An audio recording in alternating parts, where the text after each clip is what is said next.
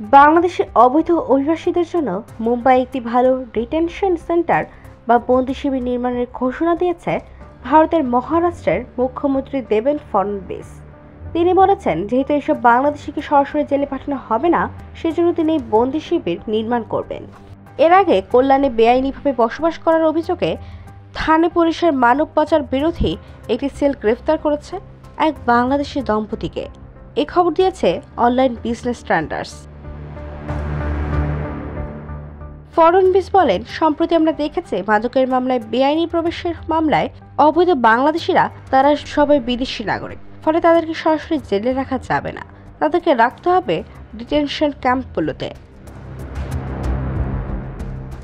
দেবেন্দ্র ফডনবিস বলেন, সাম্প্রতিক সময় আমরা দেখেছি মাদকের মামলা, বেআইনি প্রবেশের মামলায় বেআইনি বাংলাদেশিরা তারা সবাই বিদেশি নাগরিক, তাদেরকে আমরা সবাই জেলে সরাসরি রাখা যাবে না।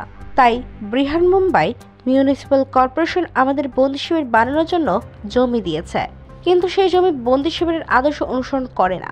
এজন্য আমরা বিএমসির কাছে আরেকটি জমি চেয়েছি, ফলে মুম্বাইতে একটি ভালো বন্দি শিবির নির্মাণ করা হবে। ওদিকে থানে পুলিশের মতে, বাংলাদেশ ভারত সীমান্ত অতিক্রম করে বেআইনিভাবে প্রবেশের অভিযোগে কথিত বাংলাদেশিকে শনাক্ত করেছে তারা হলেন সবুজ সানোয়ার শেখ এবং বৃষ্টি সবুজ শেখ। অভিযান চালিয়ে পুলিশ তাদের গ্রেফতার করেছে। পুলিশ আরও বলেছে, পাসপোর্ট এবং ফরেনার্স অ্যাক্টের বিভিন্ন ধারার অধীনে এই দম্পতির বিরুদ্ধে মামলা করেছে থানে পুলিশের ক্রাইম ব্রাঞ্চ। তাদেরকে আশ্রয় দেওয়ার কারণে মুস্তফা মুন্সি নামে এক ব্যক্তির বিরুদ্ধে মামলা হয়েছে।